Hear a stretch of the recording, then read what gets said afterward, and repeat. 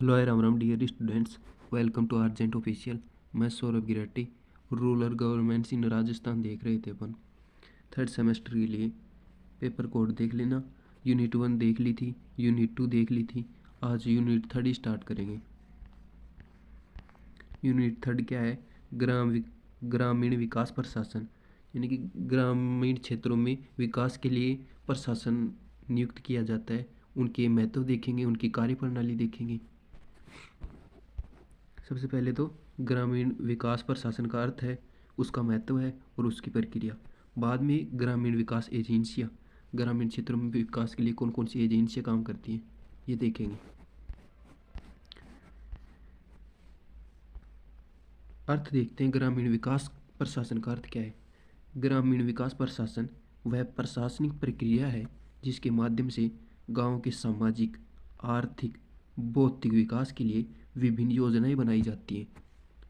उनका कार्यान्वयन किया जाता है, यानी संचालित की जाती है। इसका उद्देश्य ग्रामीण क्षेत्रों में गरीबी उन्मूलन, रोजगार सृजन, बुनियादी सुविधाओं का विकास और समग्र सामाजिक आर्थिक उन्नति सुनिश्चित करना है। यानी कि इन योजनाओं के माध्यम से गरीबी को कम किया जाता है, रोजगार उपलब्ध कराया जाता है, और जैसे सामान्य प्रॉब्लम होती हैं, सड़क और जल, इनको उपलब्ध कराया जाता है। ग्रामीण विकास प्रशासन का महत्व, इसका महत्व क्या है? पहला है आर्थिक महत्व। इसमें है कृषि उत्पादक में वृद्धि। आधुनिक कृषि तकनीकों और योजनाओं के माध्यम से कृषि की उत्पादकता बढ़ती है, यानी उन्हें आधुनिक कृषि सिखाई जाएगी जिससे उत्पादन में वृद्धि होगी। दूसरा है रोजगार सृजन। मनरेगा जैसी योजनाओं से ग्रामीण क्षेत्रों में रोजगार मिलता है। तीसरा है ग्रामीण उद्योगों का विकास। कुटीर उद्योग, हस्तशिल्प और लघु उद्योगों को बढ़ावा दिया गया है। फोर्थ है संतुलित क्षेत्रीय विकास। ग्रामीण क्षेत्रों का विकास शहरीकरण के असंतुलन को कम करता है। यानी कि अगर ग्रामीण क्षेत्रों में विकास नहीं होगा तो लोग शहरों में जाएंगे, जिसके कारण वहाँ असंतुलन बनेगा। दूसरा है सामाजिक महत्व। गरीबी उन्मूलन। विभिन्न कल्याणकारी योजनाओं से ग्रामीण गरीबों का जीवन स्तर सुधरता है। अगर ग्रामीण क्षेत्रों में योजनाएं चलाई जाएंगी तो वहाँ गरीबी उन्मूलन होगा, गरीबी दूर होगी। दूसरा है शिक्षा और स्वास्थ्य सुविधाएं। स्कूल, कॉलेज, अस्पताल और स्वास्थ्य केंद्रों की स्थापना की जाएगी। महिला सशक्तिकरण। महिलाओं को स्वरोजगार योजना और स्वयं सहायता समूह से जोड़ा जाता है। ये ग्रामीण प्रशासन के महत्व हैं। फोर्थ है जाति व लिंग में समानता। प्रशासनिक योजनाओं से सभी वर्गों के लिए समान अवसर उपलब्ध कराए जाते हैं। अब है बुनियादी ढांचे का विकास, यानी वहाँ कौन कौन सा विकास होगा भौतिक रूप से। पहला है सड़क और परिवहन। ग्रामीण सड़कों के निर्माण से बाजारों तक आसान पहुँच हो जाती है। यानी सड़कों के निर्माण से बाजारों तक पहुँचने का रास्ता एकदम सुव्यवस्थित हो सकता है। बिजली और जल आपूर्ति। गाँव में बिजली और पेयजल की उपलब्धता बढ़ती है। संचार सुविधाएं, मोबाइल नेटवर्क, इंटरनेट, डाक सेवाओं का विस्तार होता है। अब है इनके महत्व देख लिए, अब इनकी प्रशासन की प्रक्रिया देखते हैं, ये कैसे काम करती हैं। पहला है नीति निर्माण। ये पहले नीति निर्माण करती है, यानी कानून बनाती है।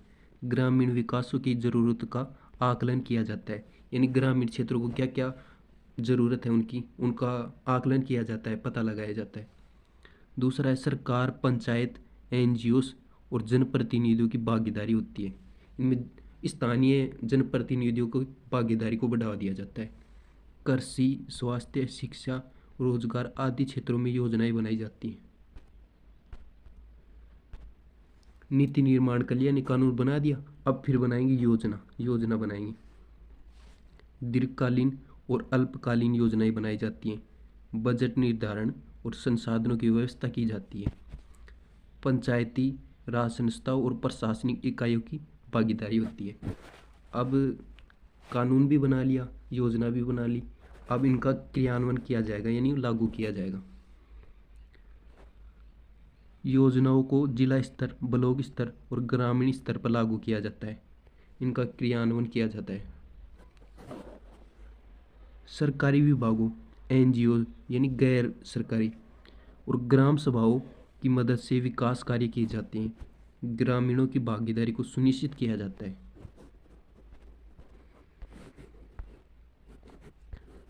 अब है निगरानी और मूल्यांकन।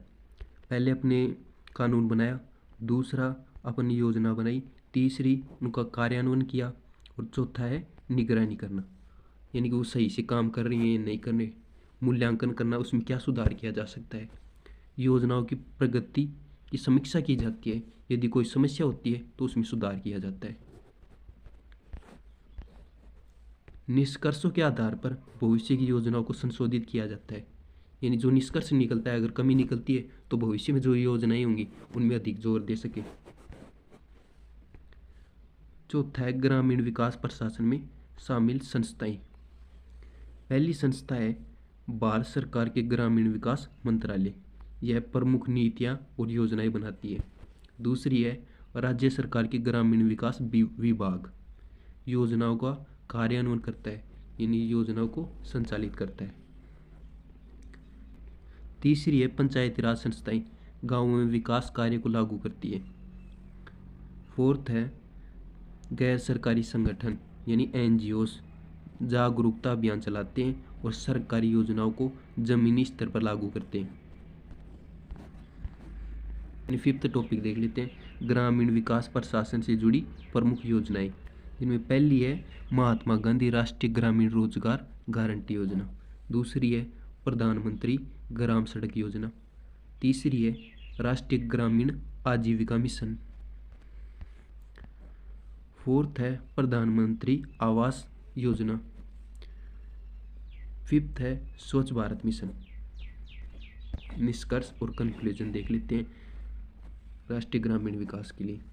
ग्रामीण विकास प्रशासन भारत के समग्र विकास के लिए अत्यंत आवश्यक है, इन भारत का समग्र विकास होना चाहिए, उसके लिए ग्रामीण क्षेत्रों में भी विकास को बढ़ावा दिया जाना चाहिए। इसके माध्यम से ग्रामीण जीवन को बेहतर बनाया जाता है और उनकी आत्मनिर्भरता को बढ़ावा दिया जाता है। यदि योजनाओं को सही ढंग से लागू किया जाए तो ग्रामीण क्षेत्रों में गरीबी, बेरोजगारी, अशिक्षा जैसी समस्याएं दूर हो सकती हैं। अब है अगला टॉपिक, दो टॉपिक थे, इनमें पहला देख लिया, अब दूसरा टॉपिक है ग्रामीण विकास एजेंसियां, इनका परिचय देख लेते हैं। ग्रामीण विकास एजेंसियां वे संस्थाएं होती हैं जो गांव के सामाजिक आर्थिक विकास में सहायता करती हैं। ये एजेंसियां सरकारी भी हो सकती हैं और गैर सरकारी यानी प्राइवेट भी हो सकती हैं, सहकारी और अंतर्राष्ट्रीय स्तर भी हो सकती हैं। इनका मुख्य उद्देश्य ग्रामीण क्षेत्रों में बुनियादी सुविधाओं का विकास करना है, कृषि उन्नति, रोजगार सृजन, शिक्षा, स्वास्थ्य, महिला सशक्तिकरण और गरीबी उन्मूलन को बढ़ावा देना है। दूसरा है प्रमुख ग्रामीण विकास एजेंसियां, जिनमें पहली सरकारी ग्रामीण विकास एजेंसियां हैं, इन सरकार द्वारा चलाई गई। पहली है भारत में राष्ट्रीय ग्रामीण विकास मंत्रालय, यह मंत्रालय ग्रामीण विकास की नीतियां और योजनाएं बनाता है। इसके अंतर्गत दो प्रमुख विभाग होते हैं। पहला विभाग है ग्रामीण विकास विभाग, यह महात्मा गांधी नरेगा, प्रधानमंत्री आवास योजना और अन्य योजनाएं चलाता है। इसका दूसरा भाग है भूमि संसाधन विभाग, यह भूमि सुधार और जल संरक्षण से जुड़ी योजनाएं संचालित करता है। दूसरा है राष्ट्रीय ग्रामीण विकास और पंचायती राज संस्थान, National Institute of Rural Development and Panchayat राज।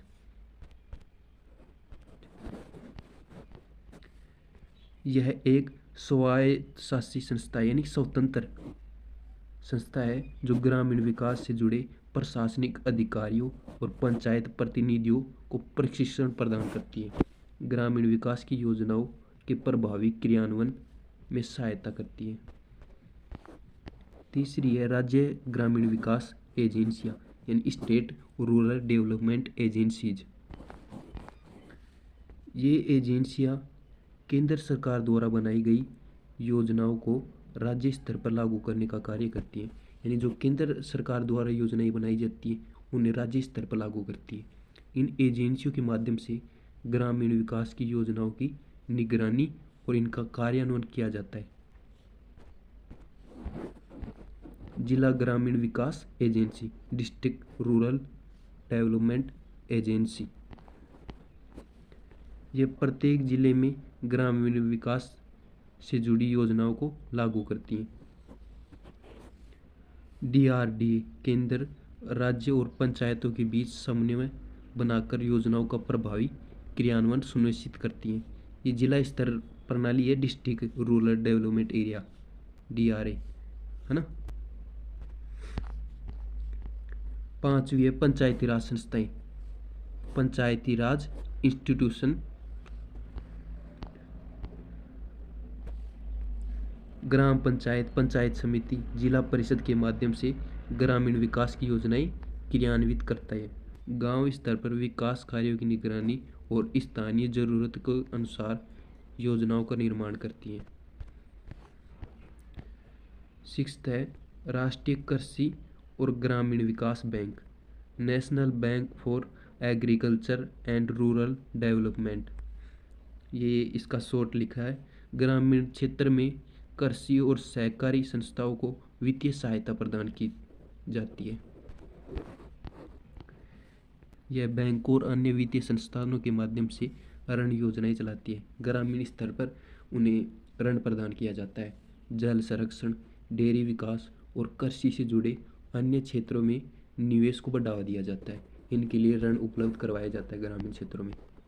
सातवीं है भारतीय कृषि अनुसंधान परिषद, Indian council of agriculture research. यह संस्था ग्रामीण क्षेत्रों में कृषि अनुसंधान को बढ़ावा देती है।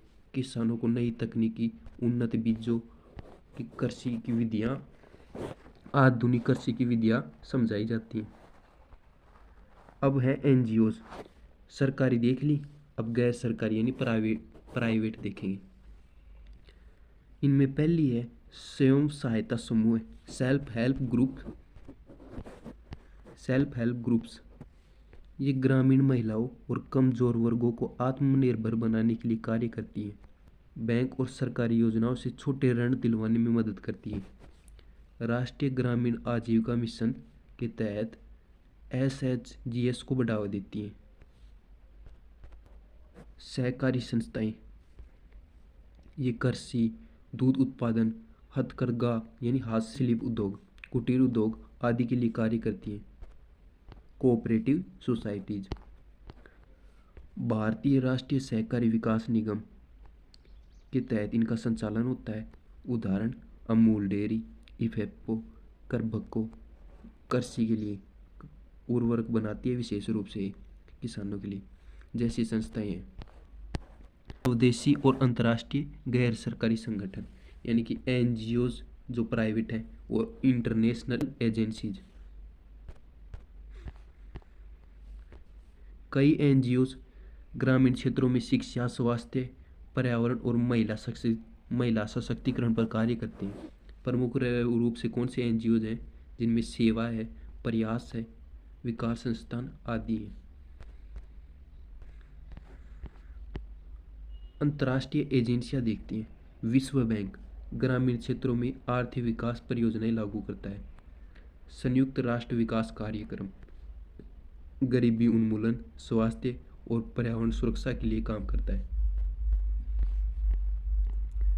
यूनिसेफ बच्चों के स्वास्थ्य और शिक्षा पर ध्यान केंद्रित करता है। तीसरी है ग्रामीण विकास एजेंसियों की कार्य प्रणाली, ये कैसे कार्य करती हैं। ग्रामीण विकास एजेंसियां निम्नलिखित प्रक्रिया से कार्य करती हैं। यानी पहले तो ये योजना बनाती हैं, गांवों की आवश्यकता के आधार पर योजनाएं बनाई जाती हैं। दूसरा नीति निर्धारण और बजट आवंटन, यानी नीति कानून बनाई जाती है और बजट बांटा जाता है। योजनाओं को लागू करने के लिए बजट तय किया जाता है। तीसरा कार्यान्वयन, यानी कि उसको संचालित करना। सरकारी और गैर सरकारी एजेंसियां मिलकर योजनाओं को लागू करती हैं। फोर्थ है निगरानी और मूल्यांकन। योजनाओं की सफलता की समीक्षा की जाती है, कौन सी योजनाएं सफल हो रही हैं, कौन सी नहीं हो रही हैं, और क्या उनमें अधिक सुधार किया जा सकता है। फोर्थ है ग्रामीण विकास एजेंसियों की चुनौतियां, यानी कि इनको कौन कौन सी समस्याओं का सामना करना पड़ता है। पहली, ग्रामीण विकास में एजेंसियों को अपर्याप्त वित्तीय संसाधन का सामना करना पड़ता है। कई योजनाओं के लिए पर्याप्त धन नहीं होता, जिसके कारण ये योजनाएं बंद भी करनी पड़ती हैं। भ्रष्टाचार और कुप्रबंधन, योजनाओं में भ्रष्टाचार और अनियमितता देखी जाती है। जन भागीदारी की कमी, लोगों में जागरूकता की कमी के कारण योजनाओं का लाभ सभी तक नहीं पहुंच पाता। लोगों को योजनाओं के बारे में पर्याप्त जानकारी नहीं है, जिसके कारण वो लाभ भी नहीं उठा पाते उन योजनाओं का। इंफ्रास्ट्रक्चर की कमी, सड़कों, बिजली, पानी की सुविधाओं की कमी से विकास बाधित होता है। इन ग्रामीण क्षेत्रों में सड़कें और बिजली, पानी जैसी मूलभूत चीज़ें भी नहीं होती, जिसके कारण इन योजनाओं को चुनौतियों का सामना करना पड़ता है। फिफ्थ है कर्मचारियों की कमी। कई बार योजनाओं को लागू करने के लिए पर्याप्त प्रशिक्षित कर्मचारी नहीं होते हैं। अब है इन एजेंसियों की सफलता के लिए कौन कौन से उपाय किए जा सकते हैं। नीतियों में पारदर्शिता और भ्रष्टाचार पर नियंत्रण। स्थानीय लोगों की भागीदारी सुनिश्चित करना, यानी कि इन एजेंसियों में, इन योजनाओं में स्थानीय लोगों को जोड़ा जाए। आधुनिक तकनीकों और डिजिटल सेवाओं का उपयोग किया जाए। फोर्थ है ग्रामीण विकास के लिए अधिक वित्तीय सहायता प्रदान की जाए, यानी अधिक से अधिक धन और बजट बनाया जाए। फिफ्थ है पंचायती राज संस्थाओं को अधिक अधिकार देना, यानी इन पंचायती राज योजनाओं को, व्यवस्थाओं को अधिक अधिकार दिया जाना चाहिए। निष्कर्ष और कंक्लूजन, ग्रामीण विकास एजेंसियों गांव के सामाजिक आर्थिक उत्थान में महत्वपूर्ण भूमिका निभाती है। इन संस्थाओं के प्रभावी कार्यों से ग्रामीण जीवन की गुणवत्ता में सुधार होता है। सरकार, सहकारी संस्थाएं और एनजीओ मिलकर यदि योजनाओं को सही तरीके से लागू करें तो गांव में गरीबी, बेरोजगारी, पिछड़ापन दूर किया जा सकता है। इन शिक्षा आएगी तो पिछड़े हुए लोग भी उभरेंगे, बेरोजगार लोगों को रोजगार मिलेगा, गांव में गरीबी दूर होगी।